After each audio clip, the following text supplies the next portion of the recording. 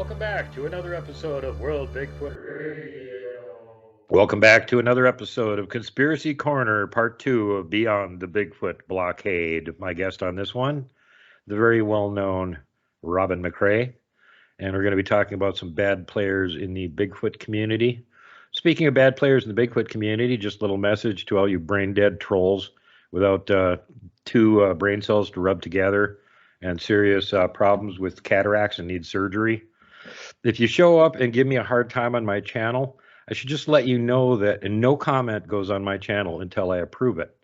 So the first person that sees it is going to be me. And if I don't like it, I'm going to delete it. And if I think you're being an ass clown, I'm going to delete you. Don't waste your time, jackasses. And with that, on with the show. Hey, Robin, how you doing?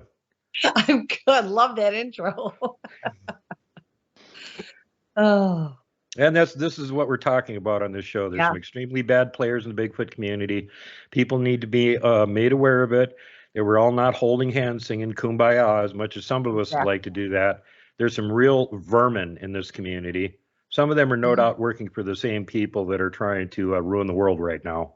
We absolutely know that for a fact. So there's some scum out there that are getting paychecks to actually interfere with you people getting the actual truth given to you. Yeah. That's literally what they get paid to do, to hide the truth. Yeah. And they enjoy it, let me tell you. Yeah, they get paid for it. They're enjoying it now, but in the future they're not going to be enjoying it quite so much. Good. They'll be having a long time to pay for it. Pretty much forever.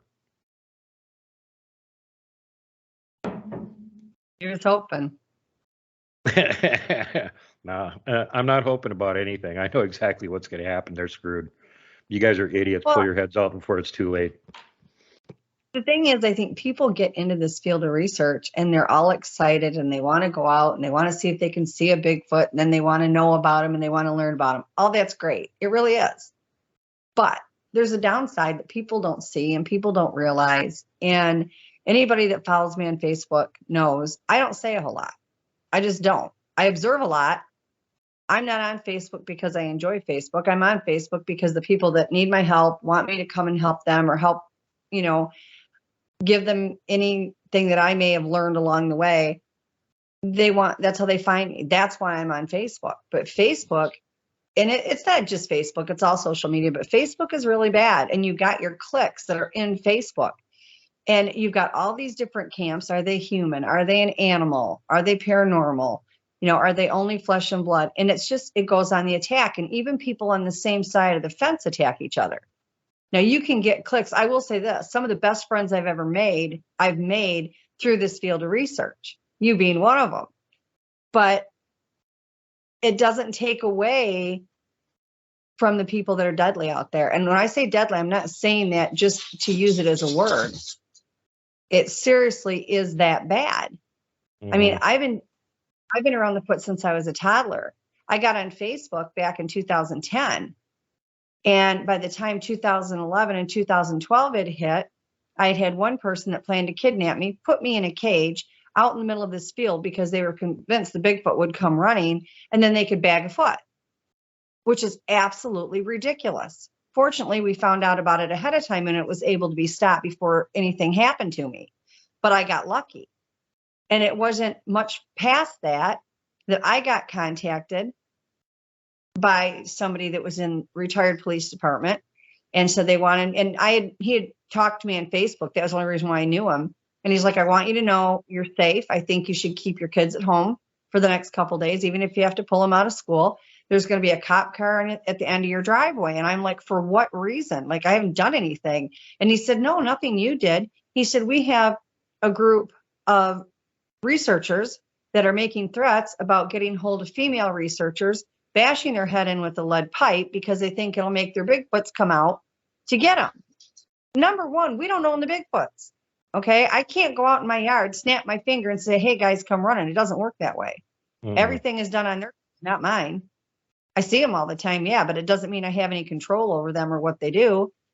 But these are the kind of people that are out there. It's just not all, everybody's going to be great.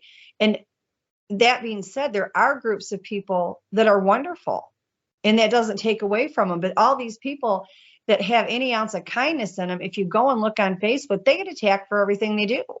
Yep. I saw one the other day that, well, I don't talk to this person an awful lot, not for any reason. It's just, we don't, we're not really in the same circles, but she's a nice person. Nothing against her. Couldn't say a bad thing about her if I wanted to. And she didn't do anything wrong. And she was getting totally attacked and trashed all over social media. And she had done nothing. You have all of these groups of people, and everybody has to be the first to make the big discovery. Everybody wants to know about the Bigfoot. Well, you know what? Maybe we should learn from the Bigfoot. They work as a collective. Everybody brings something to the table. I'm not an expert. I readily admit I'm not an expert. I don't know everything. I worked with somebody, not really worked with them. I had a conversation with somebody last night that had gotten hold of me and just wanted to share information on him. And he taught me some things. That's what it's supposed to be about. It's supposed to be about learning. It's supposed to be about working together. And it doesn't work like that in this group. There's so much competition and so much jealousy that it really makes you sick. Mm-hmm. It really does. And there's all these different camps against each other. I went out of the country for a conference. Perfect example. And this was my introduction to the whole Bigfoot research field. I'm thinking, this is going to be great. I've never really gone anywhere. I'm going out of the country. I'm going to speak at my very first conference. And I was so excited. And they had all these people that I was just in awe of. Really. I mean, we're talking some of the top researchers, scientists, whatever, anthropologists, and everybody's going to be there. And I thought, wow, I was so excited that I was actually allowed to be included in that. I had done everything with the Bigfoots by myself for years. All my contact, I didn't have anybody to guide me. I just was winging it, and it was going great. And so they wanted me to come and share the photos I had of the Bigfoot and talk about them and what was going on with them. And I'm like, I was so honored to be asked. But I got to the airport, and that's when it started. And there was one particular person, and as you and I have talked about before, I don't go places and name names. I don't attack people. I've never openly attacked anybody a day in my life, but this is now to the point that people need to be aware of what really goes on behind the scenes in this stuff. It's not always, it's a wonderful field of research, but it's not always as kind as we would like it to be. So in the airport, I was literally treated like a piece of crap by this person and completely unacknowledged at any point. Like I wasn't even there and completely ignored. And I thought, okay, fine. We go and we do the conference, and we're having a dinner, and I happen to be walking by, and the next thing I know, my arm is grabbed. I'm pushed up against a wall and said, I need to leave the country and go back to the US. And I was They need to leave the country, or you need to leave the country?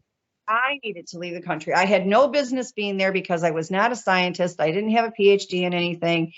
And I had no business being there because I was simply a contactee. Mm-hmm. I would like to point out something, that you can be the best scientist in the world, but if you don't have some kind of point of contact, it really makes it hard. And part of the way that a lot of people, not all, but a lot of people get that information for the scientific community is by all of the contactees. So for all the people out there saying that the contactees are absolutely nothing, you can sit there and talk about how we're nothing, but yet we're going to go home and we're going to watch the Bigfoot in our backyard, and we're going to engage with the Bigfoot that are running around our house while you're at home looking at a book. It's all about working together. They need to work with the contactees. They need to work with habituators.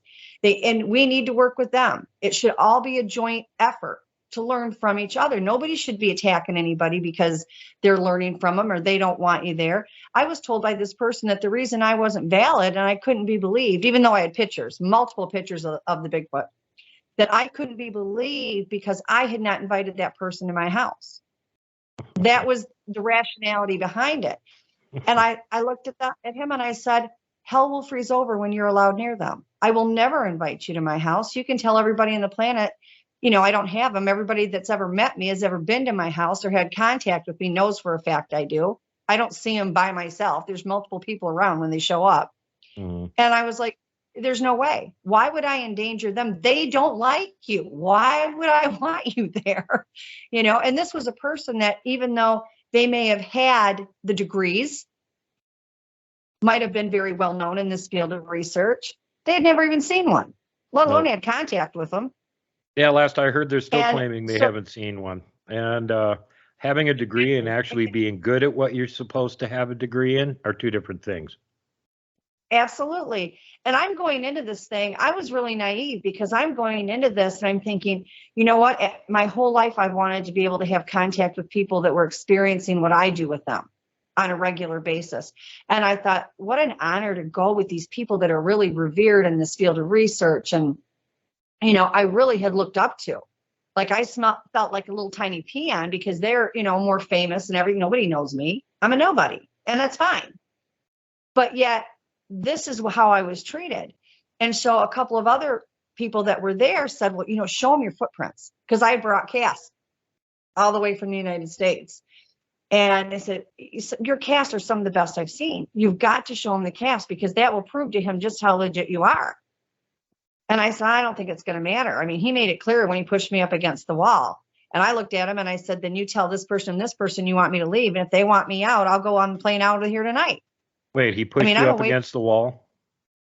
Yeah, I mean, like he didn't throw me up against the wall, but he had made contact with my arm and then pushed me up against the wall and told me that I needed to leave the country and go back to the United States. And he knows who he is. I mean, this has, been quite a while ago, but and clearly he's a pompous ass that thinks he's way better than he is. That's who he is. Yeah, and I'm like, why? I'm not in competition with anybody. I'm not better than anybody. I'm not an expert. I'm just me. I'm entitled to my experiences. I mean, I can take a polygraph test. I've never lied about one of them. It is what it is. But this is somebody that because of their qualifications felt that they were above anybody that had had actual contact. Instead of coming to me and saying, you know what, I think it's great what's going on there. You brought proof with you that this is going on there. I would like to come to your place. Now, had I been approached like that, I more than likely would have invited this person. But then when the true colors are coming out, I'm like, no, you will never get near any of my guys. And they're not even mine, but I refer them to that because I care about them so much. Right. So, well, had he been a real scientist, he would have been open-minded and going, oh, look, more evidence. Cool. Let's look at the more evidence. No, clearly he's completely closed-minded. He's running an agenda. He isn't interested in looking at the evidence, and he's a clown. Well, I went ahead and I took the footprints as I was asked to do, and I did show it to him. He was in the hallway, and I walked up and I called his name, and he just looked at me, and I handed him to him to look. He looked at him like this, and then just not roughly, but he just pushed him back up against my chest and walked off, never said a word, never acknowledged him or anything. And I thought, whatever. So the end of the conference comes, and now we're supposed to have a table meeting at the end of the conference. So we're having this table meeting. He refuses to go to the table meeting because I'm there and I'm not considered credible. I'm not allowed to sit there with other members of the community and other scientists. However, there was 3 or 4 people there that were not a scientist, had no degrees, but they were men. And this is a person that does not treat women very well. And I was not a man. And I don't know why. I'm not going to say everybody in this field of research is like that, because I definitely have met some wonderful, wonderful people. I really have. But there's those bad ones that people don't realize until they start getting attacked. And it's just, there's no reason for it. It's a very sad thing. And so he never, treated me any better through the conference. When we had the roundtable meeting, the person in charge of it said, if he has a problem, he can leave. You're staying. So basically, I sat there for the roundtable meeting, and when I finally got up and left, he went back. And then he hopped on a plane the next day and got out of there and left early because he was all mad. And I come back to the States, and I didn't realize that it was not only, put on the TV and everything there, it was here as well. That's how naive I was, because this was my introduction into the whole Bigfoot world. Seriously. Like at this point, I didn't know a bunch of people other than a few. And this is my big introduction to it. And here I was so excited and thinking, oh, you know what? I'm finally in a place where I can share all these experiences that I've kept bottled up my entire life because I had nobody to share them with. And I can learn from them. I wasn't thinking I was better than anybody. I was thinking I could learn from these people. And everybody else at that conference treated me fantastic. And I will be forever grateful for that, except this one person. And so I get back, and I get contacted from Animal Planet because he went on this grandstand after he got home and just totally leveled me and attacked me. Why? I did nothing to this person. I've done nothing to this person to this day. And he got talking to some of his bigger clouded friends. And so they went and attacked me on different sites. And I'm like, I don't even know you people. You've never asked me a question. He's never asked me a question, to be honest with you. He's never asked me a question about the contact that I have with the Bigfoot, ever. Mm-hmm. That just shows me that he's not actually interested in the subject. He's nothing but a blockadesman, a gatekeeper that's running an agenda for somebody else. Well, the thing that really bothered me, and Duke, you know me. If somebody wants to go after me, that's fine, but don't you ever mess with my friends, because that turns it into a whole different ballgame for me. Like, I can take a lot of crap, but you don't mess with the people I care about. And I have a very good friend of mine that gets some of the best footprints I have ever seen in my life. Like, they're just phenomenal. I mean, trackways, footprints, and that's just something that the group that he works with and interacts with, he's able to get, and they're absolutely phenomenal. Some of the best I've ever seen. And I tell him that all the time. And he submitted some of them, I think photographs of it, and he got attacked by him. I mean, this is not a person that really cares whether anybody's got legitimate prints. No, it's a good old boys club. It's all about him, how famous he is, and how much he can obfuscate and get in the way of actual evidence coming out. And that's the whole thing. And I think that was the whole reason when you talked to me about doing this show, I'm like, anybody that knows me knows if you go on Facebook, you'll never hear me say a bad word about anybody. And I don't believe in doing that. That's why I don't name names. I've never come forward. I've never said anything about it. But the reason I am today is because people get hurt in this field of research. They physically get hurt. It's not just they get their feelings hurt. I mean, like I said, I had somebody try to put me in a cage. I had somebody that was threatened to bash my head in, and I wasn't the only one. There were several researchers, and surprisingly, they were all female that had the threats against them. That this group of people were going to do this to all these female researchers. I was just merely one of them. Fortunately, it was dealt with before it ever went to that point. But it could have very easily gone the other way. And isn't just the women that get attacked either. Plenty of the guys get it. And let's here at this point, let's reference our mutual friend, Kevin Lang. Yep. God bless him. Wonderful human being. I was fortunate enough to have the privilege of having a few conversations with him before he passed. You, of course, were a very dear friend to him. And it's awful.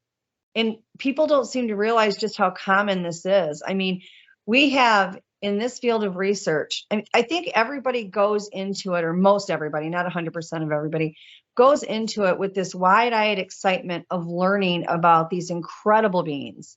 And they are. And then they get into it, and I don't think they realize that the competition with people is insane. Like, I don't feel in competition with anybody. I'm not a competitive person. I never have been. And I don't, to some degree, I feel guilty even coming forward now, but I come forward because I don't want to see people go through what I've gone through. And I have got only the tail end of it. Look what they did to Melba Ketchum. That whole study was as legit as it gets. And nobody even got to know all the information on it because they attacked her. If she would have been a man, if she hadn't been a vet before she became a scientist, none of that would have happened. None of it. It's the jealousy. We need to be a community as a whole, learn from each other. There's more than jealousy there. There's other players involved that had an agenda that wanted to destroy her. And where is Melba right now? How well is she doing? She's staying low like she always does and trying to survive and do her thing. But what they've done to her to discredit her, nobody should have to go through that in a lifetime. Yep. And I certainly wouldn't count her out of the race yet because I know her. She's as tough as it gets. But let's give an example here. Sorry to keep cutting in, but when 9/11 happened, they wanted a list of who are the best forensic scientists in the country that come in, and once they had cleared the debris away, check remains and figure out whose they were. She was at the top of the list. She was there. She is probably, and this isn't just because I care so much about her. I mean, people need to understand that when I got involved with that study, I didn't even know who she was. I had no idea. I didn't even know there was a study. I found out because the Bigfoot said I needed to contact her, which I know that's hard to believe, but that's the honest to God, hands on a Bible truth. And I had to find somebody that knew her that could get hold of her. And I said, I don't want her phone number. Give her mine, because I don't want her to feel like she's being stalked, but just tell her if she wants help, I'm here. I'm not a scientist in any capacity, but I can help her with paperwork or whatever she needed. And we worked together, and 6 weeks later, she asked me, she says, you're the only one I've ever met that's not asked me the results. And I said, because I just asked them and they told me. So I'm assuming yours is the same thing. And they were. And the thing of it is that she didn't do anything wrong. She tried to give people what they wanted. They wanted to know what they were. So she goes and she does this. And before all of the information could come out, I mean, she was attacked so vehemently that there was no point. And she just shut the whole thing down and said, forget it. Why am I putting myself out there? My God, Honobi, they blew it up because she was supposed to be there. I mean, really, who does this crap? I mean, there's no rhyme or reason. And one of the biggest things with the Bigfoot is that they work as a collective. They work under the law of one, the law of Ra. We need to learn that. We shouldn't be enemies in this field. We should be learning from each other. I don't care how long you're in this field. I don't care what degree you have. I don't care if you have ongoing contact and one sits down at the dinner table with you every night. Everybody can learn more. They're literally, and I know people that call themselves experts. And if that's what it takes to get them through the day, God bless them. But the truth of the matter is, none of us are experts, because we're never going to know the whole thing, because they're never going to let us know the whole thing. It's just not going to happen. And the government's going to stop it every step of the way. I have had helicopters fly over my house. I've had bank accounts frozen.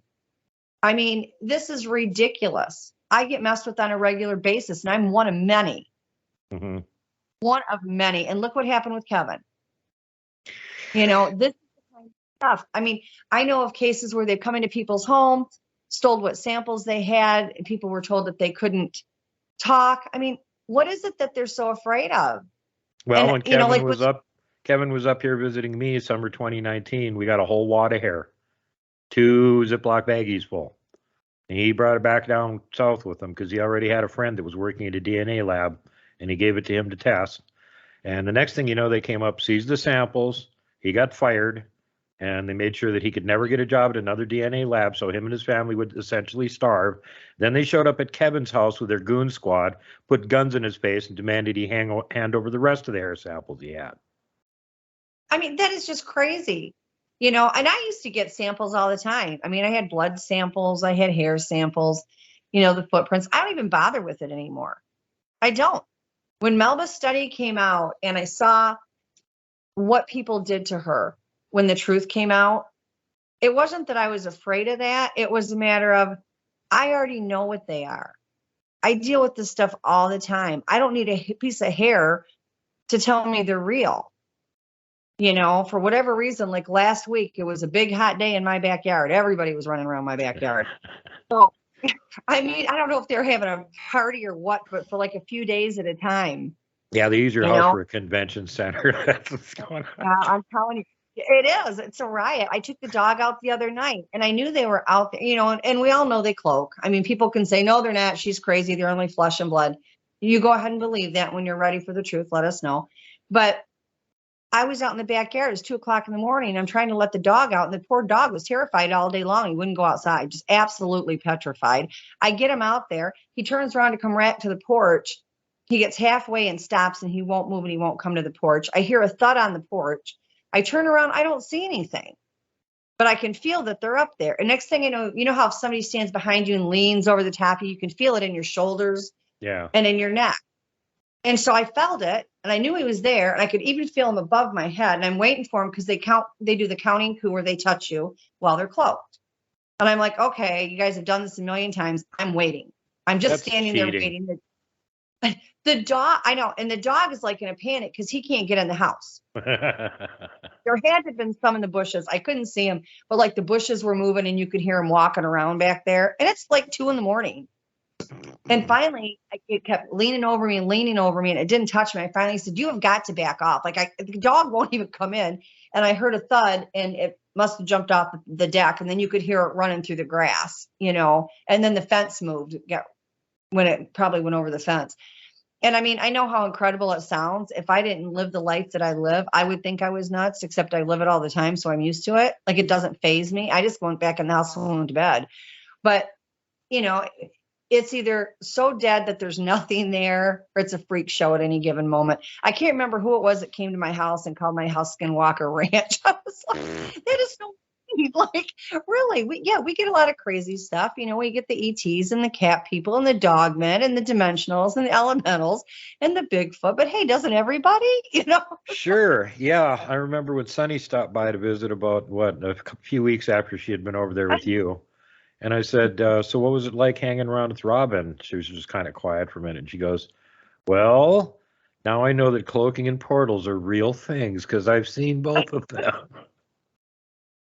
She, bless her heart, she was so precious. She was here and we were out in the woods and they were moving around, and she looked at me and she says, these aren't the ones that hurt people, right? And I'm like, no, they're all good. We're good. So she really enjoyed the fact that she could be out. We were out sitting out in the woods and kind of somewhat meditating, I think it was. And she really, I think, enjoyed the fact that she could be out there with them walking around and still feel comfortable and safe, you know, because the ones where she's at do get highly aggressive.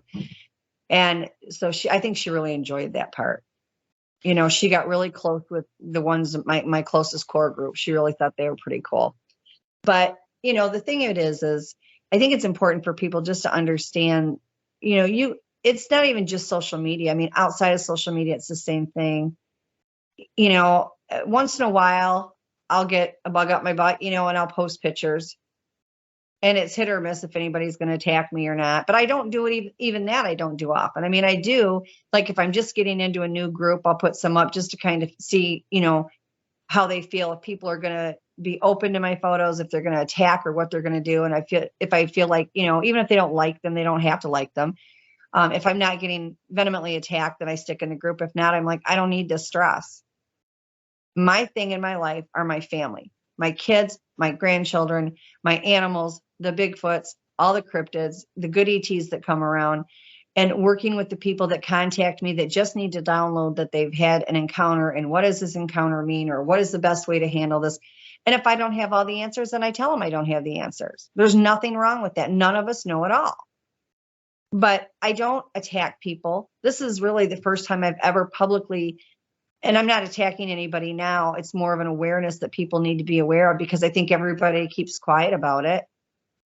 But it's something that people need to understand, because that's what goes on in this field of research. It's not all sitting around the campfire, kumbaya, and rainbows and unicorns all over the place. There's a dark side to this business, and it really and truly is. And it's sad. I find it very, very sad, because, you know, like this person that I happened to see get attacked, it was either this morning or yesterday on Facebook. She did nothing wrong. She was being herself. She didn't hurt anybody. She was very peaceful. She was trying to be kind. And she just got completely destroyed. This person just attacked her. Like, why?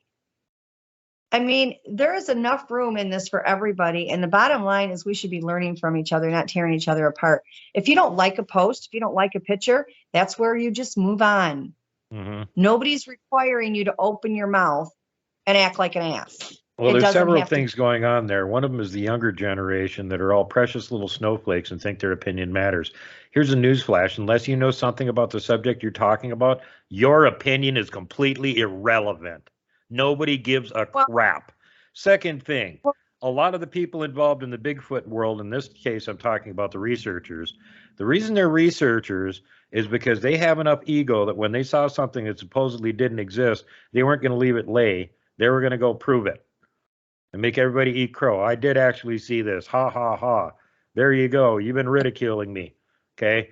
So people with big egos don't work well together in groups. So this leads to there being lots of lone wolf researchers that spend their time fighting with each other instead of pushing their own research forward. And the third problem is the deep state and the paid trolls that they send around to start these problems. Yeah, it doesn't help. And the thing of it is, and we've talked about this on other shows of yours, everything is energy based. Everything on this planet and other planets is energy based. Everything is done through energy. The Bigfoots, the cloaking is done through energy and vibration. The paranormal abilities, again, energy and vibration. And, you know, everybody talks about this. This is a very common topic. Okay. And of course, you have the haters that don't agree with it, but that's the cold, hard facts. Take it or leave it. But when you're arguing, when you're fighting, when you're attacking, it brings your energy and your vibration down. We need to be bringing it up. That's part of the problem in our world. And how are you going to learn if you actually cannot shut that pie hole in your face to listen to somebody else? And that also means that they need to be able to listen to you. It's like the person I talked to last night. We had a wonderful conversation, and we were talking about feathers and what the meaning was to the Bigfoot. And I had explained what I thought possibly it was, and there's more than one meaning. And he said, well, this is kind of what I was thinking about it. And it was brilliant, absolutely brilliant. And I was so excited because I was like, oh my God, thank you, because you just taught me something new. And when I took that and I went to the Foots and I asked them about it, they said, yes, that is one of the many reasons that we like feathers. And I thought, this is what it's all about. It's not, you can't have an ego in this. I don't care if I've had 3 million encounters. Mine are not any more important than someone that's had either 0 or 1. Those are just my experiences. Yep. I don't have to have that taken away. I don't have to have that belittled. And if you don't believe in it, then just shut up, because I don't want to hear it. If you have something constructive to say, or if you want to come at me and say, Rob, and this, I have another friend that does this. He'll come to me, a very nice guy, always has been treated me very well. And he's like, well, I may not agree with everything you're saying, but I want to find out if it's right. Educate me, talk to me, take me out in the woods. You don't have anything to prove to me, but make me understand where you're coming from. I thought that was brilliant. He wasn't nasty. He wasn't mean. He was respectful. I don't expect people to believe everything I say. And quite honestly, in this field of research, you need to question everybody, because there's so many hoaxers, there's so many liars. Feel free to question people. But you know what? The key word is respect. And if you don't know what respect is, then you need to be out of the research field and working on a dictionary. Yeah. There is room for everybody in this field. There is enough information that needs to be found to share with everybody. And we don't all have to share the same views. No. Better if we don't, because that promotes people having a conversation and saying, I think this because of this. And the other guy says, well, I think this because of this. And then probably the truth is somewhere in the middle. But you're never going to even look at this objectively, because you don't believe in it to start with. You've got to get somebody else that actually does believe in it and has been looking into it and gathering evidence that they believe buttresses their opinion. And again, we're getting back to opinion here. Opinions are only as important as the amount of expertise of the person that has the opinion. You don't have to be an expert. There's no actual experts in this field. But if your opinion is based on, well, I saw a Bigfoot movie, your opinion's worthless. Exactly. I have people that contact me that for physical limitations can't get out in the field. And so they just want to talk to me and get my opinion. And, Robin, if you saw them, what did they do with this? And do they look like this? And that's wonderful. I have no problem with that. I will answer questions for people all day long, 7 days a week, if that's what they need me to do. But I always tell them, whenever I talk to somebody, I tell them one thing, or a couple of things. Number one, I'm not an expert. Don't claim to be. Number two, I will answer any question that you ask of me. But 3, if I don't know the answer, I will tell you I don't know the answer, because I'm not going to lie about it to make it fit in a little box that you think it needs to be in. And with that same regard, when it comes to these other people that think they're so much higher and better than everybody, I'm not going to change what I say to make it work in somebody's box. I won't do that. I just won't. And it doesn't mean that I'm right. It doesn't mean that I'm wrong. It means that I'm not going to lie about it. I'm going to go in there. I'm going to tell you what I've witnessed. I'm going to tell you what they've told me. Is it right? Is it wrong? I don't know. All I know is this is what happened to me, and this is what the Bigfoots told me. And take with that what you will. If you don't want to believe it, I'm not put on this planet to make people believe me. That's not my job. I try to anybody that wants to talk to me about it, whether they need help or they just want to download, to me what they've experienced, because they want somebody that isn't going to think they're crazy. And a lot of these people, not all of them, but a great many of them, they don't talk to anybody about their situations on Facebook, because all they do is get attacked. Yeah. I mean, it's ridiculous. And it's bad enough when people come under attack in a verbal situation. That's so avoidable, because if you don't like what you're seeing, you just go on to the next post. It is not a requirement that you act like a jackass. But now it's going where it's going into a physical sense. Okay. Like when I was in Russia, I never gave that person permission to put their hands on me. No, he did not beat me up. No, he didn't throw me into the wall, but he shoved me in there and he kept a good hold on my arm. I never gave him permission to touch me. He's lucky I didn't drop him like a stone. Too bad you didn't. I know, but you know what? There was a whole group of people and the governor and everything else. And I was like, he's lucky he's not singing soprano right now. But the point is, nobody gives you that right to do this.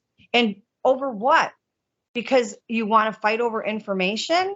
What in the world? I mean, I can't even wrap my brain around why anybody would be okay with that. But yet this is a person that is so revered in this field of research that people are, you know, they've got this God complex with them.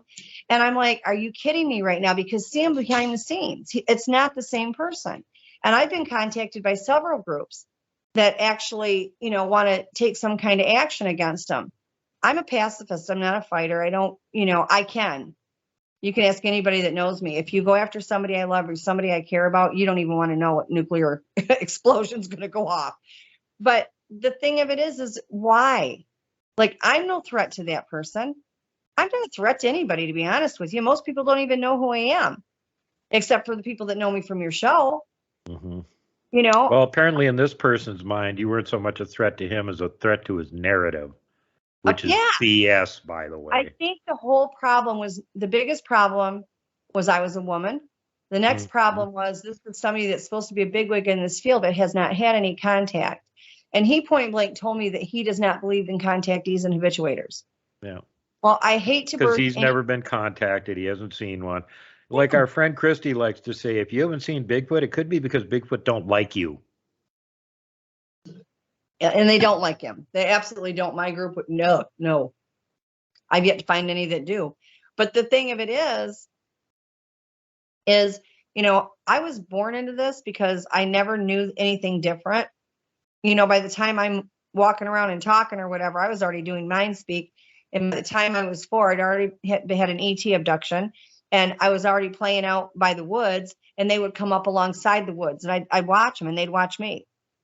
This has been going on my whole life. And that's the other thing. You know, people will say, well, you're a researcher. You know, I don't feel like a researcher. This is just actually my life. And it's not because I got into a field I liked and made it become my life. Right. This is literally what goes on in my life every day. Doesn't matter where I live. Doesn't matter where I go. I feel blessed. I don't look at it as a curse or anything I don't want.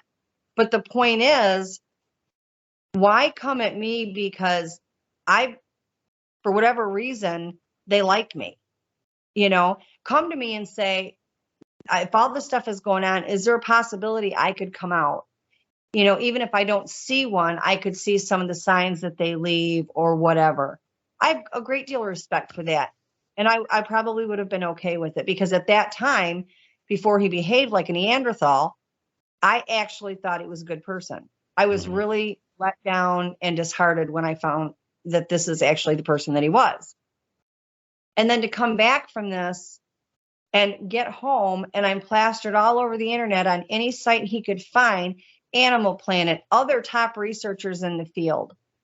And I get attacked, and I'm like, for what? Because I've had this ongoing contact all my life. I didn't ask for it. I never went out in the woods and looked for them. They came and found me. And there's so many people that experience, it's not just me. There's millions and millions of people out there that have these kind of encounters. I'm not the only one, but I happen to be the only one that was there. And what are the chances that this guy, supposedly a scientist and supposedly organized, would have a whole notebook full of notes about the conference you were at and how it was all a bunch of BS, and then he'd just accidentally leave it on the plane when he got off so someone else could pick it up? But you know what? When he was there, he certainly didn't mind getting in front of that camera from all the press.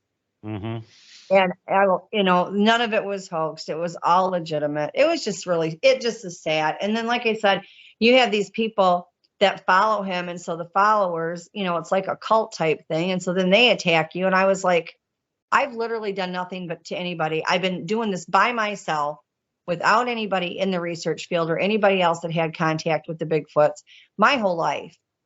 And this is my first trip out of the woods, so to speak, to acknowledge anybody. And all they wanted to do was, what do you do with them? What are they doing at your house?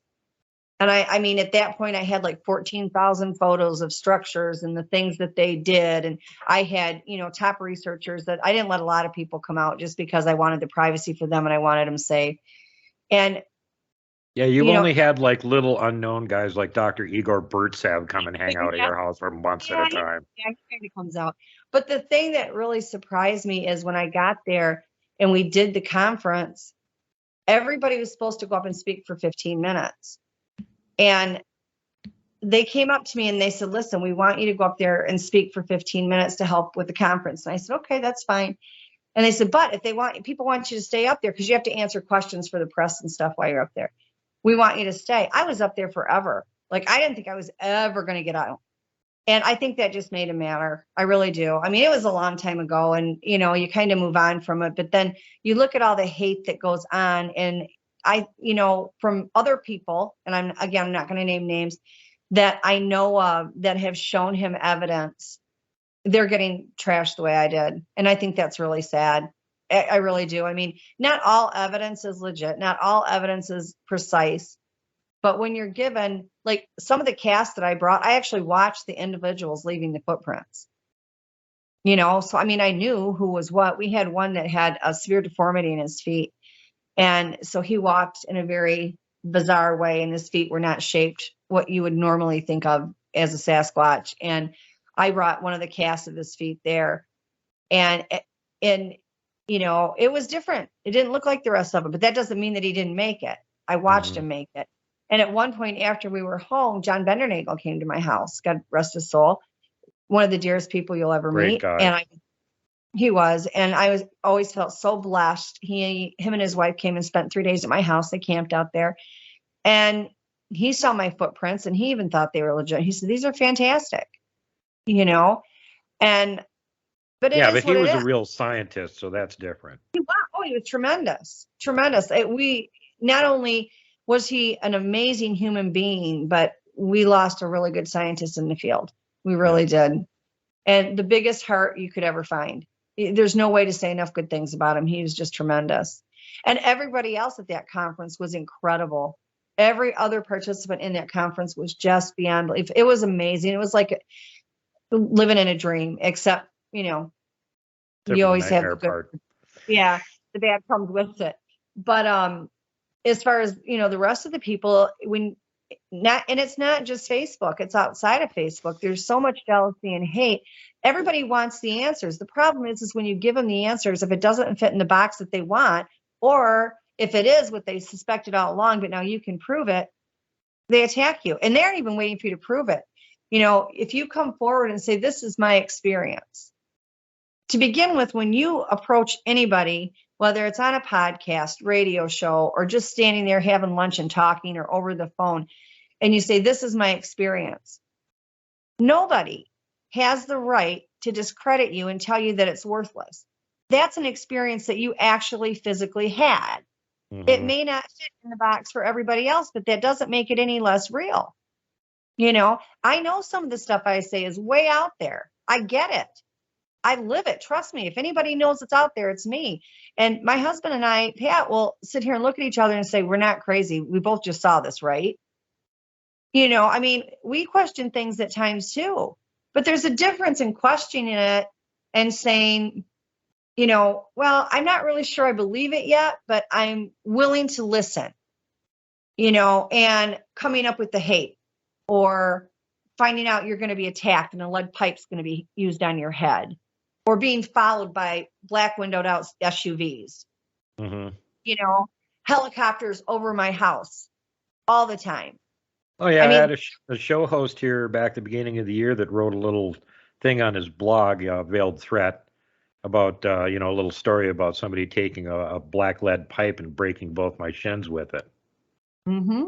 Threatened me. Exactly. Very bad idea. You threaten me, you are incredibly stupid because you don't know who you're threatening. Well, the thing of it is for what? What is the purpose for of the nothing? threat? And let me segue into this. It's not just the Bigfoot researchers. It's not the researchers at all that are a big part of the problem. It's the show hosts. most of which have never had an experience, or if they did, they lied about it. And they're there exclusively to get your attention and to get clicks from you so they can get paid. That's all they're in it for. They're grifters. They want you to pay them. And the way they get you to pay them is to either get donations or just to get clicks, because their channel mysteriously is actually monetized while all the real researchers' channels are not. Huh, how bizarre is that? And the ones that pretend to be the most religious, your red flag should go up when you hear them quoting the scripture all the time. Those are the biggest grifters. They're trying to convince you they're 180 degrees different than what they actually are. Well, and the whole thing to me is mind-boggling. It really and truly is. I just don't get it. Nobody should have to be fearful of being in this, but these people that have these unveiled threats, they're serious. Mm-hmm. They're not just shooting their mouth off, because I know of people that actually have physically gotten hurt. They actually have. And it's like, Oh, no, I take those threats very seriously, which is why I say threatening me is an incredibly stupid and dangerous idea. Well, it's like and this was several years ago, this isn't recently, Hanobi, they put a bomb in there that was supposed to be used for Melba Ketchum. Mm-hmm. Like, are you kidding me? Because you think that whatever you have in your head about these Bigfoot is so much more than what she has. So you're going to kill her for it? And it's like years ago when the helicopter started, there was not a day that went by that I did not have 4 or 5 helicopters from every aspect of the military above my house. My kids would go out to play and there's helicopters above them. And I knew what they were looking for. It was obvious what they were looking for. And they stayed over my house all the time. It would be nighttime. They'd be going, and they up and down my property, over the house. I went out in a research area that I'd never been to before with a friend of mine. We even took her vehicle because I was so sick and tired of doing anything with these bloody helicopters over there, military helicopters over there.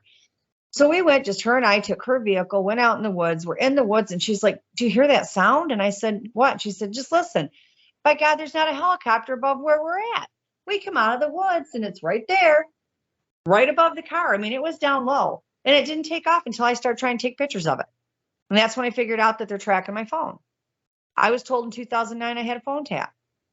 Nobody that I know of has had the weird things happen to their phone that mine have. I treat my phone like it's made out of glass because I use it for everything. It's like a little computer. And I've had probably 4 phones that mysteriously have quit working because they were destroyed from the inside out. I take them in to be fixed. They can't be fixed. And they said, it's almost like it overheats from the middle and it just destroys everything in its path. Mm-hmm. I don't know what information that I have that they're so worried about. Like, I haven't had anybody come to the door yet. I will say that, but I've been followed. I've had the helicopters, and the threats that came with working on the paper. And it's like, the stuff I talk about are my experiences and stuff that Bigfoot taught me. The real deep stuff, which you and I have had conversations, I can go there. Yeah.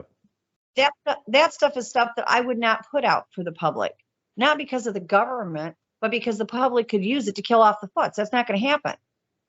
I have protected these guys my entire life. That's not going to change.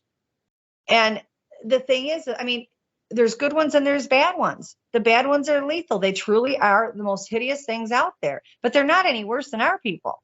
Mm-hmm. Look what's going on in our country right now. It's crazy. But what information, this stuff is already out there. They need to just let it go. They can't sit there and say that they don't exist when people are seeing them everywhere. And I'm going to be honest with you right now, they are out loud and proud. I'm getting contacted by people all over the place, out of the country, in the country, all over. They're seeing them everywhere, as well as the ETs. ETs are running amok as well. But, you can only say this stuff doesn't exist for so long when you've got people that are looking at them. Yeah, here's another thing that I want you people to chew on out there. You get these folks that show up and, well, I can help you with your Bigfoot problem. And, oh, I'm in psychic contact with them. Give me $300 and I'll solve the problem for you. I'd like to point out that Robin gets paid $0. I have referred a bunch of people to her that are above my pay grade to figure out what was going on. Yeah, it does happen. And then Robin gets a hold of them and she manages to straighten it out every time so far. We had just had one today that we've both been trying to contact for like 3-4 days now. I haven't been able to get a hold of her, and I just finally got her to send me a text message back on, well, they switched my med, so I'm sleeping all the time now. And No, I I didn't was know like, that oh my Robin God, tried to call me. I didn't get any messages from her. Now, you've messaged her at least 3 times. Why isn't she getting any messages? yeah. Yeah. And now it's gotten to the point with the whole things with the phones, because they've messed them up so bad. I'm using 2 of them, because when they attack one phone, I've still got another phone, and it goes back and forth. I don't go places alone. I make sure somebody's with me all the time. And for what? There's people out there that know more than I do. Yeah. It's not like I have all this bottled up information. And the stuff that I've talked about is stuff that other people experience as well. It's not like it's this big guarded secret. And the deep stuff will go with me to my grave. So what difference does it make? I mean, I was taught that stuff for a reason, and it's to help them. And that's what I use it for. It's not for public consumption. And so there's really the other thing some of these clowns need to figure out is that if you want to play these, they're just flesh and blood, dumb monkey games, you're never going to get anywhere with it. And at the point where you realize that some of these guys have pretty extraordinary powers, you better sit your happy little butt down and think about who it is you're messing with and what they potentially could do to you if they decide to have an attitude. And there is no place on earth you can hide. Yeah. And it's like, there isn't. If they want you gone, you're done. I mean, you might as well forget it, because they'll track your butt. And if they don't, they'll have their buddies do it. But yeah, there's another thing a lot of people don't know. There's other cryptids out there, and they happen to be friends with a lot of them. Ones that are way more dangerous than they are and have very little scruples about ripping humans to pieces. Everybody, you hear people talking about, should I go out in the woods if there's Bigfoot out there? Honey, those are the easiest things that are out there. Yeah. And it's not even the dolphin that you need to be worried about. There are other cryptids out there that don't even have names on them, because I've seen some of them. Fortunately, the ones I've seen have been okay. But the ones that I know about, the ones that the Foots have told me about, they're deadly. You don't want to meet, those are your worst nightmare come to life. And, there's so much out there. The government, I don't know why they're worried about me or even other people spreading the word about it. People are seeing them because they're out in the woods. Yep. I mean, they're out there. What are you going to do about it? You can only deny and deny so long. And it's like them coming in and going in and demanding the hair samples from Kevin. The study's already done. The samples have already been tested. Guess what? It's already out. And it was technically, really, to be honest with you, Melba got the right results. Yep. She was dead on. Okay. Oh, because she's super good. Again, that was why she's at the top of the list for go check out the 9/11 remains. Definitely the highest intelligence of any human being I've ever met. She's just tremendous. But the thing with that is even though she was the one that actually figured out what they actually are, through testing the genomes, which nobody, by the way, has gotten 3 genomes tested yet, other than her. But even that aside, everybody already knew they were out there. It's not like she broke the mold and said, oh, guess what? We have these beings that are walking around and they're, half human and half unknown, and they're all over the place. No, everybody had been seeing them for years, for decades. Yeah. Longer than that. All the natives know about them. They all have names for them. They all know all about them. Some of the tribes used to trade with them. Some of them may still trade with them. The first European report from North America was from Leif frickin' Erikson 1,000 years ago. Yep. That's not new news. No, the DNA states they've been around for 15,000 years. Yeah. I mean, it's just... this big secret I don't get. Now, I mean, I do understand that there are part of the reasons, like Melba did the study and the mitochondrial side came out human, the nuclear side came out unknown, because you have to, as a scientist, you have to test it against whatever you can in GenBank. There was nothing in GenBank to test it. Okay. So now you take and you set the study aside. This no longer has anything to do with Melba, has nothing to do with anything she said, has nothing to do with the study. I'm out in my yard, and this was years before I met Melba. I'm out in my yard, and I had 3 of them that were out there at the time. And I said, I want to know what you are, because people were fighting back then. Are they an animal? What are they? And quite honestly, when I was a kid, I thought they were an animal. I did. I'm an animal lover. I'm obsessed with animals. And so I just thought that was the coolest thing in the world, that, they were following me around and everything. And then as I got older, I'm like, wait a minute, they can talk. Wait a minute. This reminds me of Blaine Tyler's big wow moment when he was camping and he was an 8-year-old. And he's walking around the woods and he's like, I I didn't know there was gorillas up here in Ontario. I'll have to go look that up when I get home. And then he found out there aren't gorillas in Ontario, and he's like, what the hell was I looking at? Yeah, and my next door neighbor, her grandson came over, Miss Robin, Miss Robin. And I said, are you okay? And he's all out of breath. And he said, yesterday. And I said, what happened? And he's like, this huge, massive gorilla walked across your backyard and stopped and turned around and looked at me and then kept walking across your backyard, And I'm like, yeah, it's all right. Well, I think it was one of your friends. And I'm like, yeah, that's why I warned you guys. I warned them ahead of time because I didn't want them to be frightened. And then, of course, her adult son went to go throw some brush away into the woods. And one was standing right there and kind of growled at him. And then he said, it moved so fast. I've never seen anything move so fast. I said, really? I said, did it leave? Did it go down on all fours and leave? Because they do that sometimes. Or did it go on two legs? And he says, well, that's the thing. He said, there was brush all around it. I never saw any of the brush move. I never saw it leave. He was there 1 second and gone the next. I said, because he never left. He cloaked. Yeah. And when they had the big debate over the cloaking, people were threatening to kill each other over this whole cloaking debate. Why? I don't understand it. How is this going to impact your life on whether or not a Bigfoot can cloak, where you have to do physical harm to another person? That's ridiculous. And I was out in my yard, and this was broad daylight. This was like 2 p.m. And Shadow walked out. I call him Shadow. He's white. And he come walking out of the woods, and he got within 10 feet of me and just stood there and stared at me out in the open. He wasn't in the woods.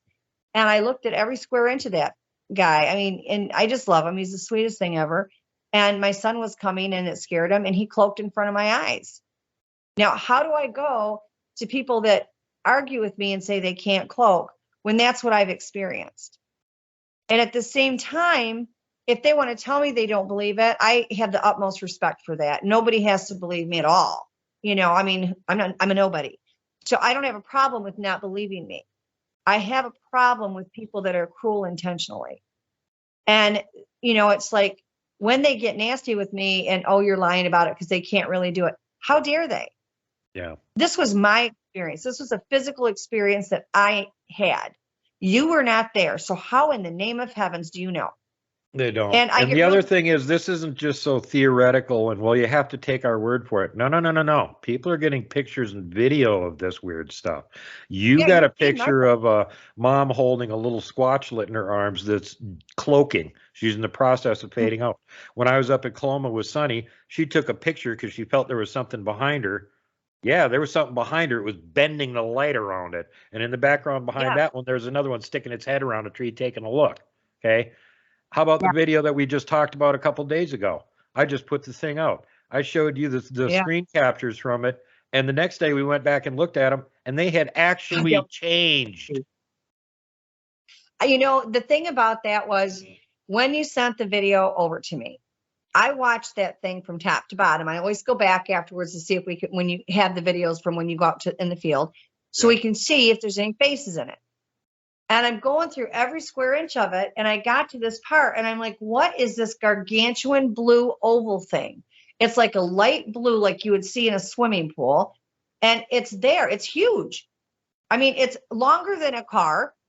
And you can see underneath it. It's not sitting on the ground. It's a few feet off the ground. The bottom of it was a good 3 feet off the ground. And by the time the top of it was done, you're looking at 4 to 4.5 feet off the ground. And I'm like, what in the world is this? So I did a screen capture because I wanted to go back and look at it. I moved forward and I saw the frame that you were talking about that had the face in it, and it's a little female Bigfoot. And then next to it, she's got what looks like a little dog with her, which is not abnormal. They get pets. I mean, they're just like us. And then there's the blue glowy thing on the other side of the tree. That same color blue, like an orb in the tree with her. And so I went back and forth with this because I wanted to see, was there a distance between the large blue thing and that, or was there a chance it was connected? Because that's relevant.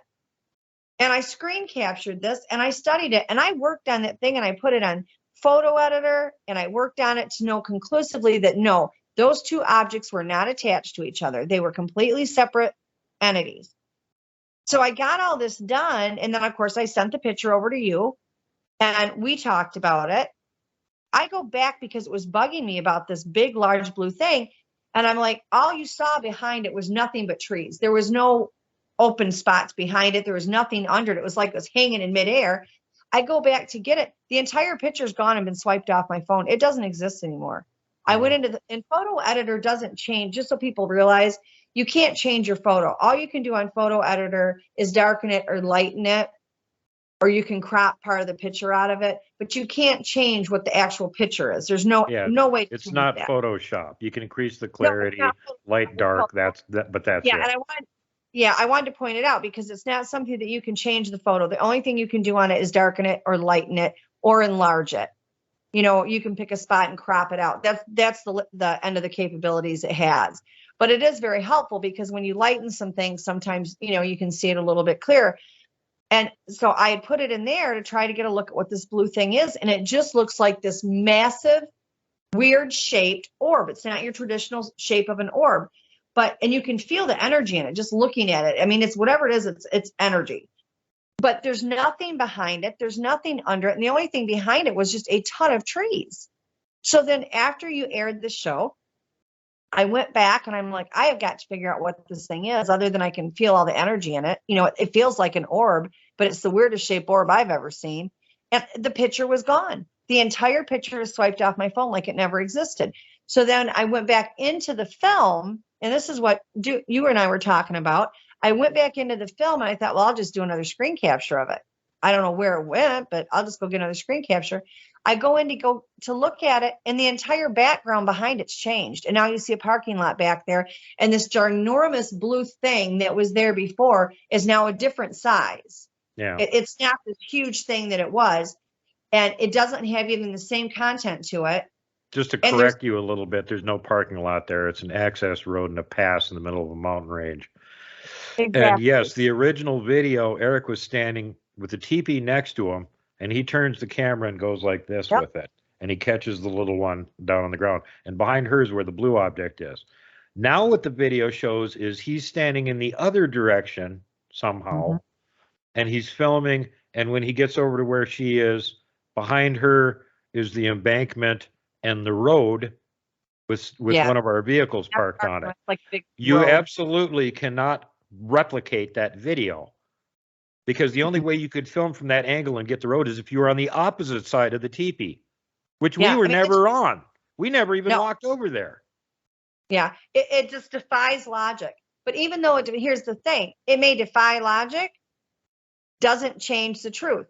The truth is the truth. You can't change it. I don't care what anybody says, unless you're lying about it, you cannot change the truth. It doesn't have to be what in your mind is comfortable. It doesn't have to be what you have in that little box as being sane. It is what it is. It can't be changed. The DNA on the Sasquatch cannot be changed. It is a human hybrid. It just is. You know, Melba didn't have anything to compare the male side to, so it's listed as unknown. Now, I asked them, and again, this has nothing to do with the study. This has nothing to do with Melba. I personally asked them what they were. They pointed, and this is before I ever knew about the study, pointed to me and said they were human, and then pointed to the sky and said star people. Okay, so that's what they said. Now, silly me, I figured they would know what they are. You know, the dogmen, if you ask the dogmen, they're going to tell you they are star people, human, and a dog. I mean, it's not a complicated thing. And I would assume, going by those two, that the cat people would be feline, human, and ET. Lizard man, lizard, human, and ET. And that's just theoretically speaking. None of that has ever been tested. There's no samples from the dogmen that have been tested as of yet. So these are just, you know, in theory, and from what the Sasquatch and the dogmen have said. Okay, that has nothing whatsoever to do with Melba, nothing to do with the study, except it supports the study. Now, her study says unknown because it only can go by what's tested in GenBank. Yeah.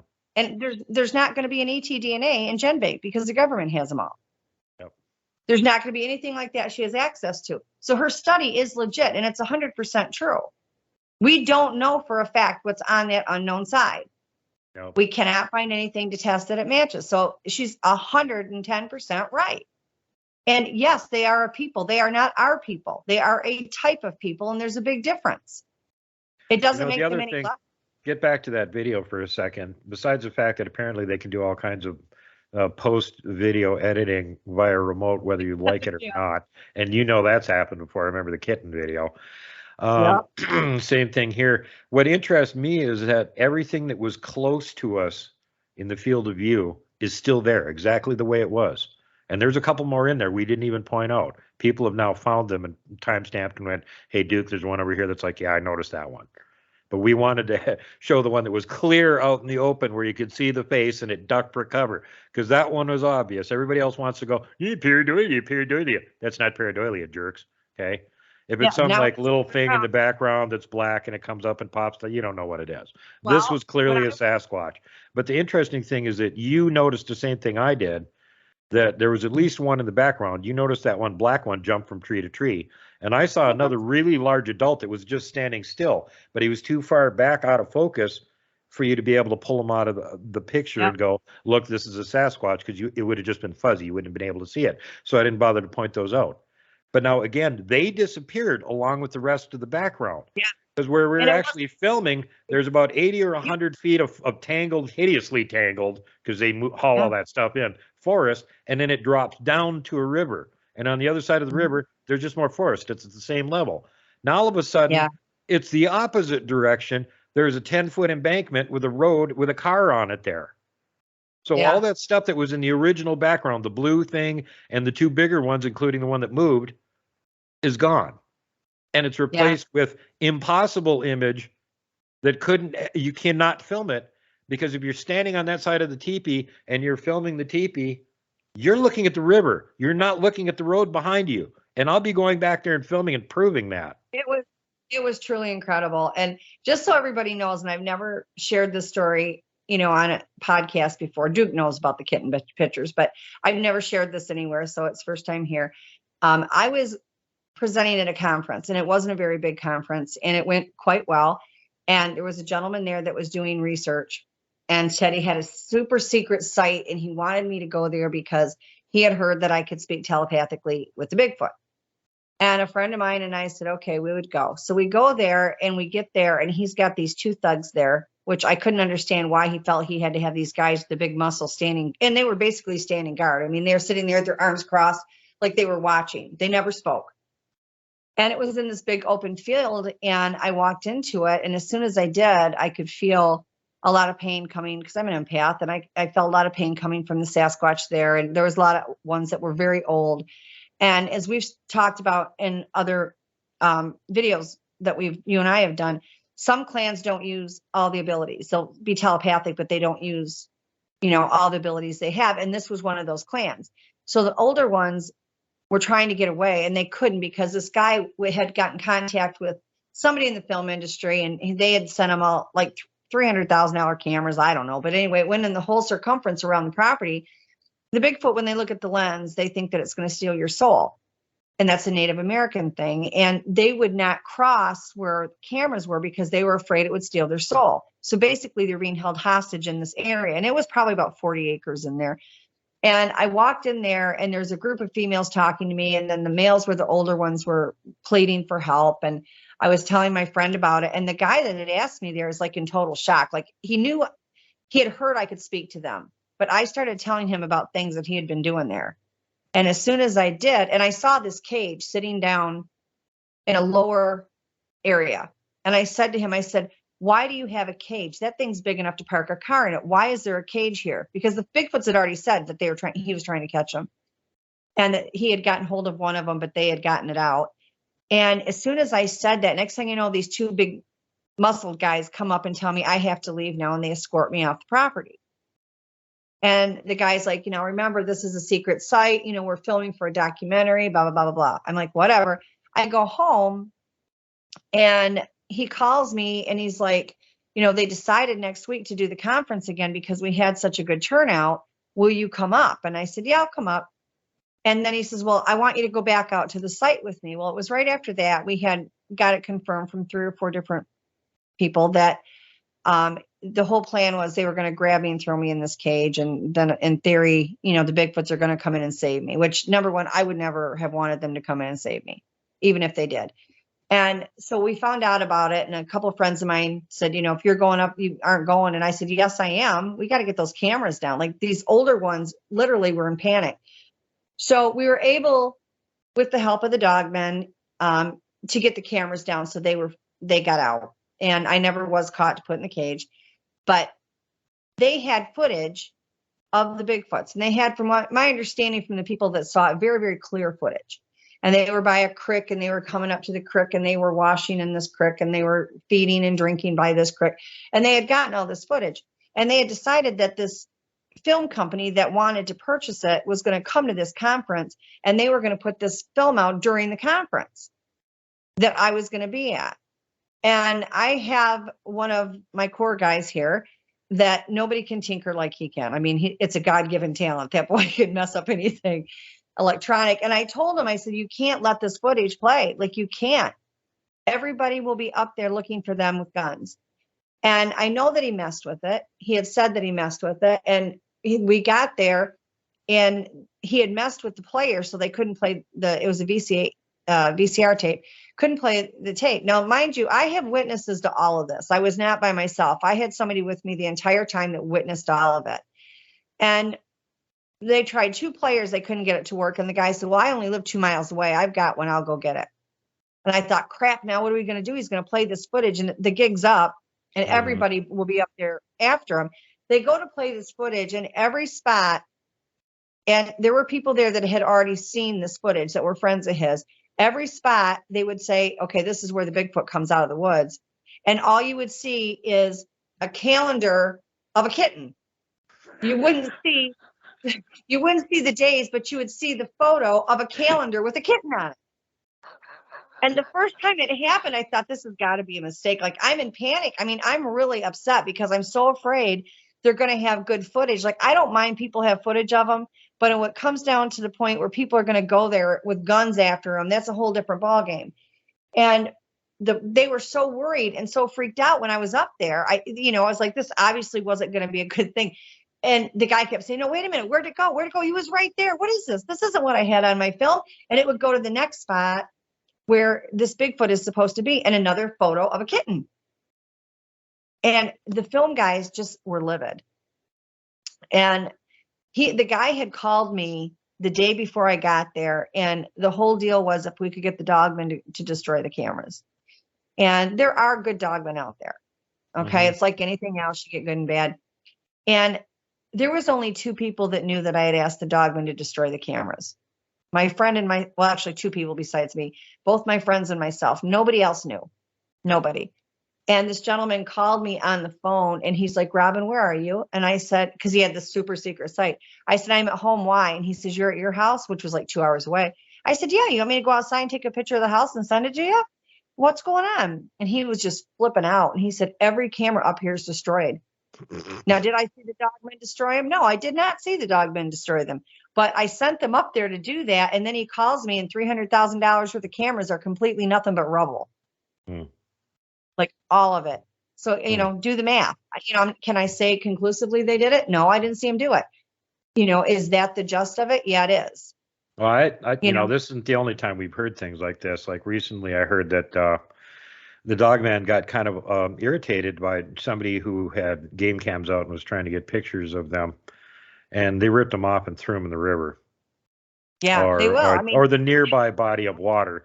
And I didn't think that any of this actually had happened until the person that had the game cams went on camera and said, well, there's something happened to our game cams, and they got wrecked, and lightning hit one of them, and a couple of them disappeared. And I'm like, yeah, okay. Yeah, and that's the whole thing. Can I say that I stood there and I watched them do it? Absolutely not. Do I think that they did? 100%. They certainly owned up to doing it, and they were quite happy about it. And it was amazing because there's only three people on the planet that was aware of what I had said to them. And then the very next morning, the guy calls me, and this is what's gone on. And I had asked the Bigfoot to make sure that the film, they never saw what was on it. And every time they came to a Bigfoot on the film, there was a picture of a kitten off the calendar. It was hysterical, cracking up. And this guy is like hysterical. And the film guys got all mad, and they're ended up fighting in the parking lot. Needless to say, nobody grabbed me and put me in a cage. I mean, there wasn't at that point much point to it. And he was so upset about everything else, so I didn't have to worry about it. But I mean, this is the kind of crazy stuff that goes on. And I don't think people are aware of it. I really don't. I think They get into this field of research and they think, they're either the Bigfoots are all good, all bad, or all, animal, or they're human. And then they bicker among themselves on that because they can't agree on it. How about we just agree to disagree? Learn from the other one. Yeah. I mean, technically, we're an animal too. Yeah. So, but they're not any more animal than we are. They're a different kind of people. They're not our people. Relic hominids. Yeah, exactly. Just because they're not our people doesn't mean they're not a people. Right. I hate to burst everybody's bubble. We're not the almighty only thing here. Yeah. There used to be a whole bunch of different kinds of people simultaneously living on this planet. Homo sapiens, Neanderthal, Denisovan, which, I like when Robert Kreider was on recently and was talking about that. And he said, there's no such thing as a giant in the fossil record. Although Denisovans, which aren't exactly human, they're our relatives, were really huge, like 9-10 feet tall, which to us is a giant. But I guess to science, that's not a giant, because science doesn't exactly exist. According to them, there's no such thing as a giant scientifically, but they have skeletons of 10-foot tall things that look like giants in the fossil record. So wait now. It looks like a giant. It's 10 feet tall, but giants don't exist. Well, yeah. And the thing of it is I think we've got to quit trying to put these things in this nice little box that works, because it truly doesn't work. I talk to people all the time, and they're like, even, that are professors that are very well educated. And they're like, well, according to this, it's going to be da, da, da, da, da. And this is why they do this. And I'm like, no, like, quit looking in a research book for it. Quit looking into behavior with animals. It doesn't fit in any of those boxes. Now, you might be able to take pieces of it, but even then, it's not. They are in their own box. This is something that we've never dealt with before. It's something that we know nothing about because the government has never let us know anything about it. It's not going anywhere. It's not going to change. They can keep harassing all the contactees and anybody that knows anything. It doesn't change what is. And as far as science goes, not all of them are against us. There's, some legit scientists that are on our side. And let me reference one right here. Famous chimpanzee expert Jane Goodall is on the Bigfoot is probably real camp. Eat it, scientists. Yep. Well, the thing is that, and I will say this, because I try not to be like this mean person, because I really don't like that. There are reasons the government don't want it out. And I do respect those reasons. Unfortunately, it's one of those things that the barn door's open, the horse is out. Yeah. So you can't shove the horse back in the barn. It already got away. Everybody's already seen it running down the road. Yeah. And this isn't something, there was a time that they could keep it hush. There really was. But that time's passed. And people are seeing and people are working with them. There's habituators all over the globe. I am certainly not the only one. I am not any more important than anybody else. And, I'm not a person that attacks everybody. That's why if I do say anything, which is rarely, I don't name names, because I'm not going to roll in the mud with the hogs. That's the bottom line. I'm not going to do it. The only reason why we're having this discussion today is that people need to be forewarned when you get in this field of research. This is not where somebody's going to just verbally attack you. This is now turned into a whole new thing of physical attacks, government attacks. And you need to be aware of it, because the more that you find out and you learn, the more of a target you are. It's just the way it, like, look what happened to Kevin. He had samples of hair, for God's sakes. And he gets somebody bust in his door and put a gun in his face for hair samples. I have had hair samples for years. My daughter helped me get hair samples. Melvis tested the hair samples. And of course, they all turned out Bigfoot. We knew what they were, but whoop-de-doo. So we got hair samples. When Igor was at my house, one of the ones that I'm closest to had cut his foot, and there was blood in the snow. And Igor's like, yay, we have blood samples. So we got the blood samples, and he didn't store it correctly. So it was like null and void.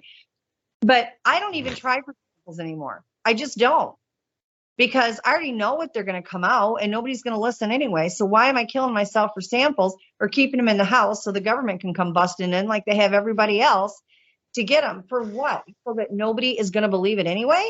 Yeah. As far as that goes, we both know somebody that's got really good physical evidence. Yeah. What are they going to do with it? Where are they going to go with it? As soon Yep, as they can't do- show it to anybody, the deep state shows up and confiscates it and threatens them. Yep.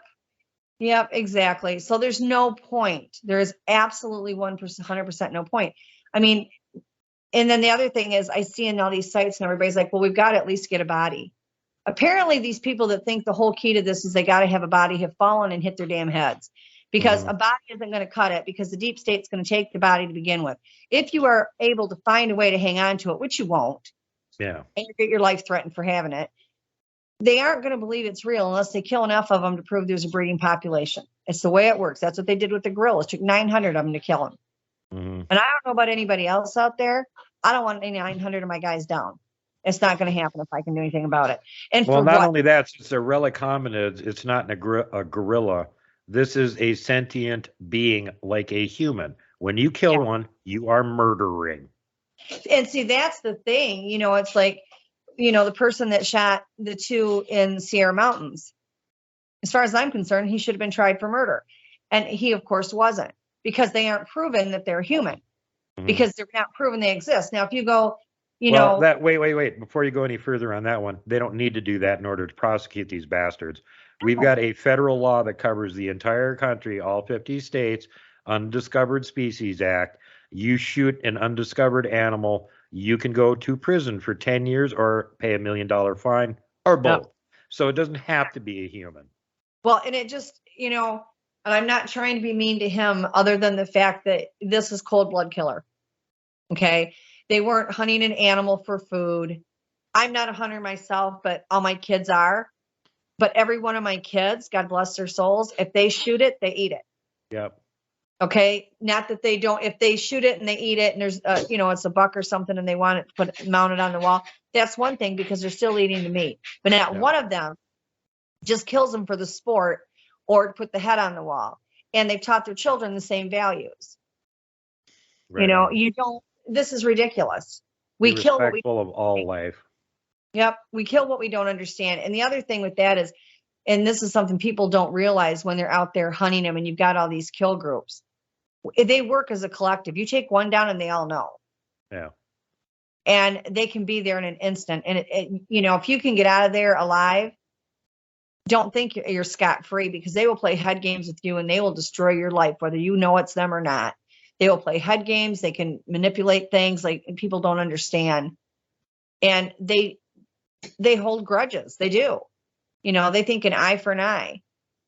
So if you think you're getting away with it, you better think again.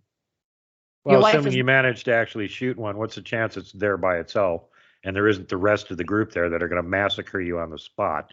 And if you somehow manage to get the corpse out of the woods and get away with it, they'll track you down and deal with you later. In the meantime, the deep state's going to show up and take the corpse away and probably throw you in prison. Yeah. And the thing is that, you know, they bury their dead. They do some, like, you know, they have their own ceremonies and stuff that they do, just like we do. Yep. And they will fight and fight and fight to get the bodies back. You know, if the state can, and to begin with, the deep state's already got bodies. It's not like they don't. Yeah, they don't need them. They just may want to make sure we don't have them. Yep. You know, and I understand just a couple of the easiest reasons why. I mean, they have their own reasons that I don't know and nobody's going to know. But it's just, this whole thing is gotten to be ridiculous. We're here to learn about them. We need to learn about them because we're going to be sharing this planet with them. And they are highly intelligent. They have abilities that we can't even compete with. Which is why they don't need technology, or anybody's like, well, they can't be very advanced. They haven't got cars and stuff to get around it. Hey, if you can go through a portal, you don't need a friggin' car. No, and you know what? They'll get in the cars. Like, if people think that they're not going to, I got a news flash for them. When I lived in Michigan, the house next to us, my father-in-law owned, and nobody was living there, but they were doing work on the property. The house they'd remodeled from top to bottom. They were getting ready to sell it. And they had the big Caterpillars, you know, with the big scoopers on it. Mm-hmm. And there was one over there, and they always left the key in it. And at 4 or 5 o'clock in the morning, I hear that thing start up. And I was like, what in the world? Who's trying to take off with it? I'd go over there and because it was 2 10-acre lots. And so I would get in the car because I didn't want to walk around in the dark, not knowing who was over there trying to steal the Caterpillar. And I would get in the car and I'd drive over there and there'd be mud all over the seats, mud all over. I mean, you could see footprints, in the ground. They're heavy and the thing's running. And so the next day I'd call them and I'd say, listen, you guys keep leaving the key in over there. Do you want me to take the key out? Oh, no, leave the key in it because the crew's going to be over there in the morning. And that way they've got it. And I'm like, it starts up every morning. And they're like, well, you're letting your kids go on it. Oh, yeah, I let my kids go outside at 4 a.m. so they can go over there and play on the caterpillar. Give me a break. Oh. And my kids never touched it. They never went over there. And they wouldn't listen. How they didn't get it broken, I have no idea. They used to do all kinds of stuff over there as well. They're lucky they didn't decide to mash the caterpillar, as you call it. There's one logging crew up here in Montana that had a bulldozer they were working with to push the slash piles and stuff out of the way. And somebody decided they didn't like it and showed up in the middle of the night and smashed the cab flat with a boulder. I'm telling you, I had, excuse me, I had a Ford Explorer and they were forever wanting to get in this Ford Explorer. And I would lock the doors, didn't make a difference. I'd go out there the next day, all the doors were unlocked, mud leaves on the seat, twigs on the seat, glove compartment. And my husband had a truck at the time and he had all these photos and stuff in the console of it. And he went to go take it to go to work one day and he was livid, just absolutely livid. You let the kids go out there. It was pouring down rain and storming all day. You let the kids go out there and they got in there and they took all this stuff out of the console. And I'm like, are you kidding me? It was thundering and lightning and pouring like crazy. When would they go out there? And he insisted that the kids had done. I knew they didn't. They just weren't those kind of kids that I had to worry about stuff like that. Yeah. And months later, we were on a private drive and they walked to the front of the private drive by the road and they had walked by the woods to do it. They were coming home from school and they found all these photos scattered all over the ground that had been in the truck. And they picked them up and they followed the trail and they went in the woods and the registration of the truck was in there and the photos were in there, all scattered. And I'm like, now tell me. So there were kids in the truck playing around. They just weren't human kids. But I mean, they do these things. There's really not much they can't do. I mean, they can read, they can write, they can speak. They have their own alphabet. They have their own language. Plus they have ours. There's really not a whole lot they can't figure out. I have one mutual friend that you connected me with. And when I talked to her, she was concerned because the male that's watching her, and he's watching her for good reasons. She's by herself. And when her husband's gone, he's trying to be protective of her because in a clan, when the male's gone, the rest of the males will watch the female while he's gone. And that's what this one is doing. But she had told me, she said, it's very scary because he turns the doorknob like he's going to come in the house. They have that mindset. There's not much they can't do or figure out. I have an attached 2-car garage and I forget constantly to lock the back door, but I figure there's kennels in there with 5 large dogs and then another kennel with 2 mini pigs. If anybody's dumb enough to come in that door and think they're going to get out of here in one piece, may God be with them. Give them a donut, send them on their way and let it go. And so I don't ever worry about it. And the other night, all the dogs were locked up. I double checked at 2:00. I walked out there because I was awake and I checked because my animals out there have air conditioning or a heater. They don't do precipitation.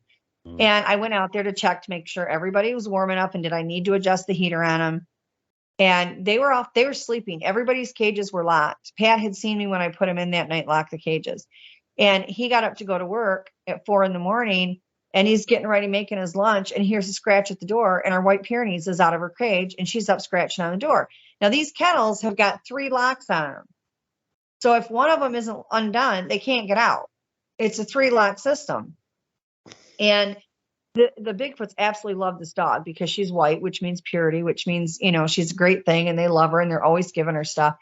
And I went out there in the morning, or he said he went out there and she was out. And he noticed, things looked like they might have been moved a little bit. He put her back in her kennel. So I go out in the morning to go put him outside for the day. Every little piece of dog food out there is gone. Huh. And that never happens. Never happens. Number one, she can't stand dog food. She'll go on a strike where she's not going to eat the dog food until you cave in and give her people food. And I've got an older dog that's out there that he picks at his food. It takes him I just keep filling the bowls up. I don't measure it. I don't worry about if they eat it down. I just top it off every day because I have 3 of them that never finish the bowls. They never finish that. There was not a piece of kibble in there. There was not anything on the floor. I mean, everything was picked clean. Handprints on the car. I mean, this goes on all the time. It's like, okay, they're not really damaging anything other than they keep grabbing the track to the garage door and they keep bending it. And they're bending it up high. You tell me how a mini pig and a dog is going to get to the very top of those tracks to bend it. No. Yeah. Well, my friend Researcher X down in Florida at her ranch down there. And when we first got involved with her, it was me and Bear from the Bigfoot Outlaws because she had so much activity with them on her property.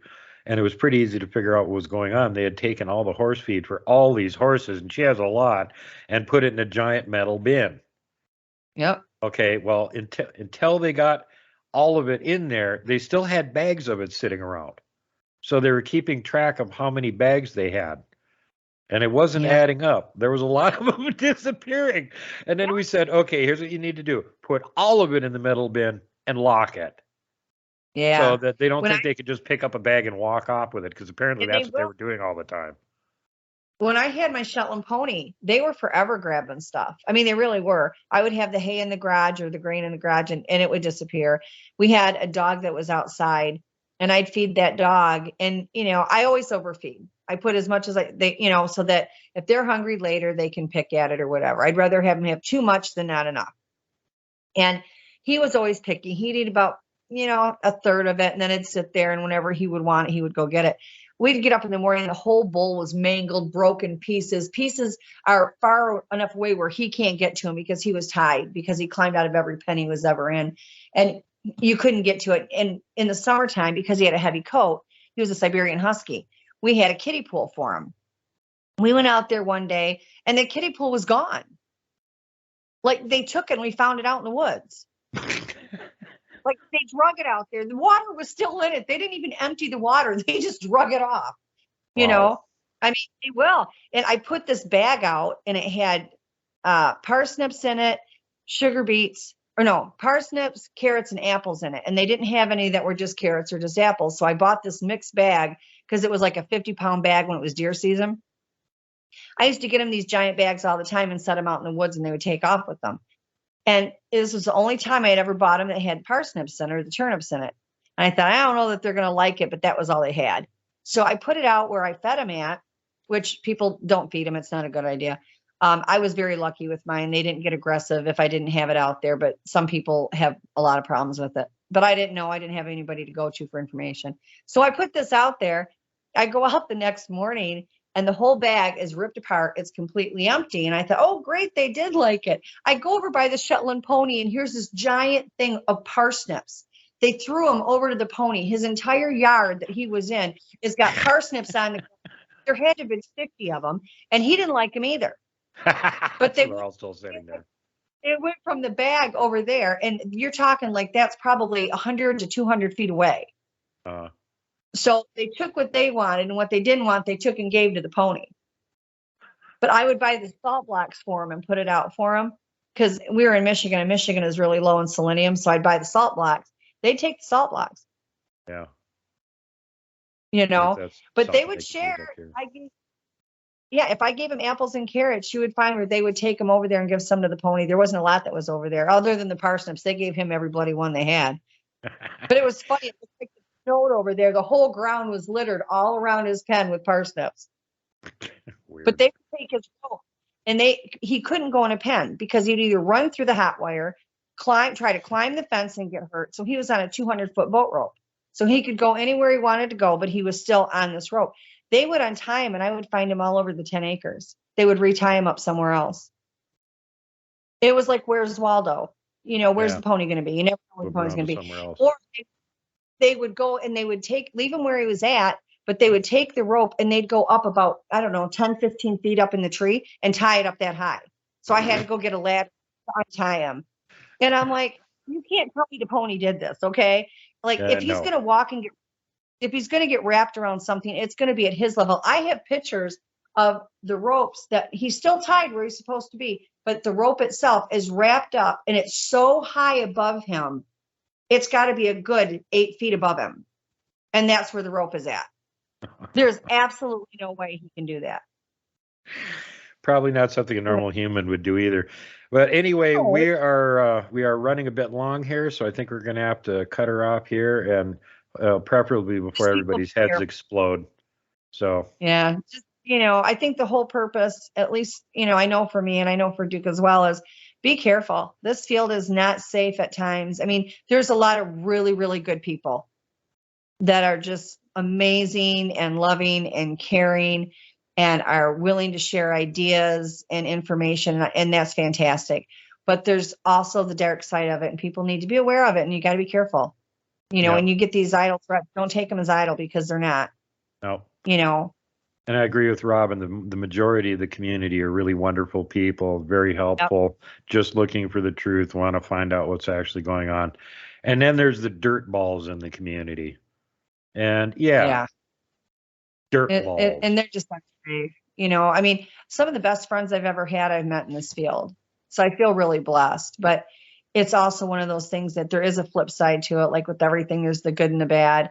And some people that we revere as being these amazing, incredible role models in this research field, and everybody wants to take their research and get it confirmed by them. They're not what you think they are. Now, it's interesting to me that with the research that I've done into especially the show hosts, the ones that tend to be really popular and are still monetized on YouTube are some of the slimiest dirtballs on the planet. They're in it for the money. And in some cases, they don't even believe these things exist. They're just grifting people, making money off them. Yeah. I mean, and they know nothing about what they're talking about. They'll make up anything just for clickbait. Bigfoot ate my Winnebago. Tune in tonight at 8:00. And I know that some of the stuff that I say sounds way out there, way out of the box, inconceivable that it could even happen. But hand to God, these are experiences that I experienced, and 99.9 of them, I was not by myself when I experienced them. So I have witnesses to them, and I've got photos of all this stuff. It's like the UFO above the garage, and there's a portal under it, opened up with a head coming out. Yeah. How many people get those kind of pictures? No. And she's got all kinds of pictures of weird phenomenon and Bigfoot and other cryptids and stuff. We'd shown it on my show. Very recently, an episode of World Bigfoot TV premiered her amazing UFO video that her son-in-law got standing on her porch. It's already been vetted by MUFON, who claimed it was a Class 1 sighting, one of the better reports they've gotten from that area, better evidence. Yeah, so, I mean, all this stuff is real. And, it's a matter of everybody's experiences are just as valuable as everybody else's. I don't feel like there's anybody that's ahead or above anybody else. We're all on equal footing, and people can say they're an expert, and you know what, whatever. There are no experts. Mm-hmm. I certainly know I'm not. I don't want to be mean to anybody. I don't want to feel like, anybody to feel like I'm attacking them. And I've kept my mouth shut on this subject for 10 years now. But the bottom line is that people need to be aware. There's more people in this field of research now than there ever has been before. And it's actually beginning to get more dangerous. And I think it's a matter of, no, I'm not attacking people. I'm not trying to get anybody upset or butthurt or anything. But I think it's more of a warning that this stuff really exists. I think people need to be aware of it. I went into this very naive because I had never been around any Bigfoot people for the first 40 years of my life. And I did just fine. I hung out with my kids and my animals and my grandkids and the Bigfoot. And I was fine doing it. And when everything went public, I just thought, this is great to be into this community of other like-minded people. And again, I have met some of the best people I've ever met in my life in this field. I have, but I've also met the worst. So it's just kind of one of those things that FYI, be careful. If you start getting threats from somebody and it goes past just being attacked on Facebook, and nobody deserves to even be attacked on Facebook. If you don't agree with this picture, if you don't agree with somebody's opinion, don't comment. Keep your pie hole shut. Nobody asked you to comment to begin with. And why spread hate? That's the part I don't understand. Why spread the hate? There's enough hate in the world. We should be working together, not separately. No, it's like the paid trolls that like to show up on everybody's channel and drop obnoxious comments for whatever reason. Get a life, you frickin' losers. Well, it's like I rarely post. When I do, it's generally as I get into a new group, and I'll post some of the pictures that I have of the Bigfoot and what, and I can kind of take everybody's temperature on whether or not it's a group I'm going to stay in. And I went and I posted in a new group that I was in pictures, and people liked it. And this one guy just tore me apart from top to bottom. And I'm like, why? Why do you feel that you have to come in here? Just don't say anything. You don't have to agree with me. I don't care that you don't agree with me. I can't change the truth. I can't change what my life has been, and I can't change photos. I can't alter photos. It's not even possible. And he attacked me and attacked me and attacked me, and I didn't even respond. I just hit the block button. I'm not going to lower myself to that. I'm not going to do it. Well, like I started out saying at the beginning of the show, if you want to waste your time leaving lousy comments on my channel, no one's going to see them, and I'm going to ban you. And with that, everybody have a great night, and we'll see you again next week. And don't forget World Bigfoot Radio, also on Rumble, BitChute, Odyssey, Bright Eon, and soon on TikTok. Come check it out. We'll see you over there. And don't forget, I have 2 social media groups. Well, actually 3. World Bigfoot Radio and Montana Bigfoot Project on Facebook, and the really cool World Bigfoot Central group on the MeWe social media platform, which features not hardly any trolls and really nice people. And all the Bigfoot groups on that platform actually work with each other. They're all friends, and they're not fighting with each other like over on Fascist Book. So maybe you want to get the hell off Fascist Book and come join us on the real social media, MeWe. And until I see you guys again, thanks for being on the show, Robin. Take care, everybody. We love you. Be kind to everybody else, and don't get in any trouble. And whatever you do, don't hug the Wookiees. Good night.